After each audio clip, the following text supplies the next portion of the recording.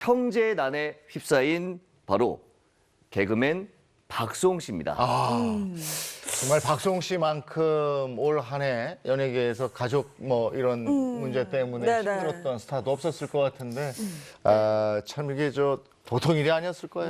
네, 맞습니다. 사실 논란에 앞서서요, 박수홍 씨가 올해 데뷔 30주년을 맞이를 했어요. 그렇기 때문에 누구보다도 더 축하를 받아야 하는 그런 기쁨을 누려야 하는 해인데도 불구하고 다른 사람도 아닌 가족, 친형과의 수백억 횡령 문제 때문에 이렇게 논란의 주인공이 되기도 했습니다. 사실 평소에 가족 사랑이 남달랐던 그였기 때문에 사람들의 이렇게 입방아에 오르내리게 된 상황이 더욱 안타깝게 다가오기도 합니다. 네, 박수홍 씨 형제난 그 시작은 언제부터였을까요? 일명 형제난 시기는 지난 3월에 시작이 됐고요.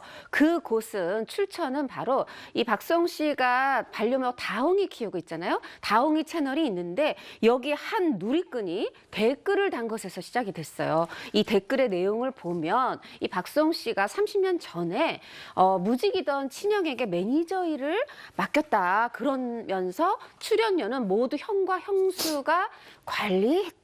이런 얘기로 시작을 합니다. 네, 뿐만 아니라 이 글을 쓴 누리꾼이 충격적인 주장과 이 입장을 밝히기도 했는데요. 박수홍이 버는 돈은 즉 그들의 생계다라면서요.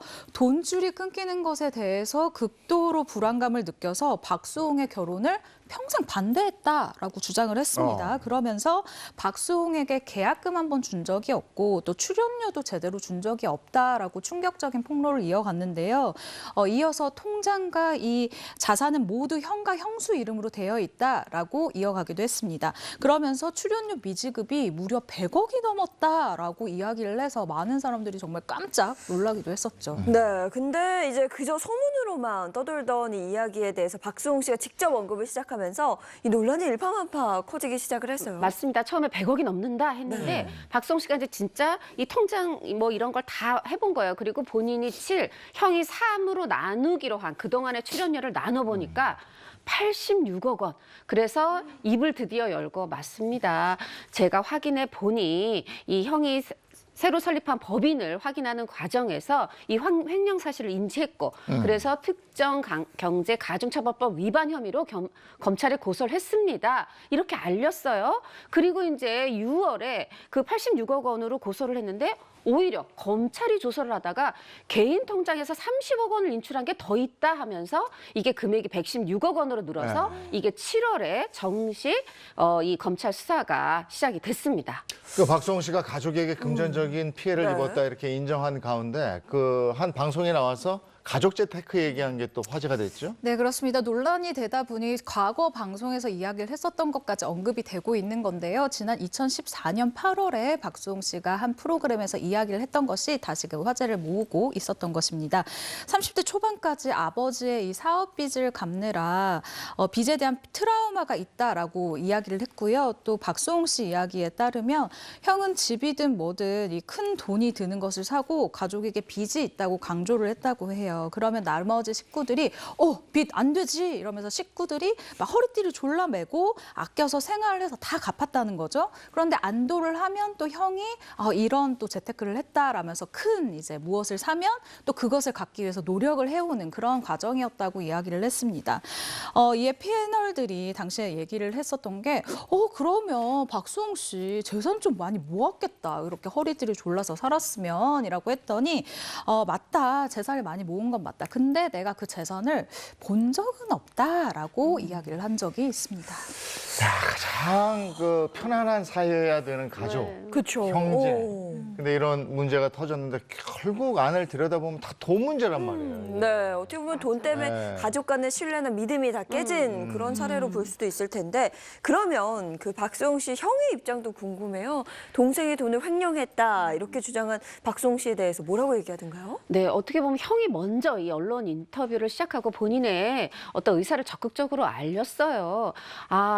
수홍이는 굉장히 순수하다. 그리고 나는 그런 수홍이를 사랑한다. 하지만 횡령 문제에 대해서는 동의할 수가 없다. 아니다 하면서 오히려 이게 횡령이 아니라는 거를 밝히기 위해서 수사기관과 이 법정에서 진실을 가리겠다라고 했는데 뭐 법정은 앞으로 계속 이어지겠지만 일단 수사기관에서 아까 말씀드린 것처럼 오히려 피해 금액이 늘어나는 그런 상황이었습니다.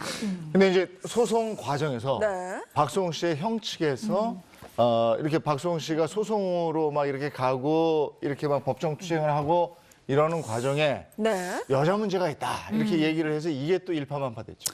네, 사실 기자로서 이 부분을 이야기하는 것이 그 박송 씨 형 측에서는 뭐랄까 이 언론 플레이에 그렇게 유리하지 않은 부분을 차지하게 된 것이 아닌가라는 이 생각이 드는데요.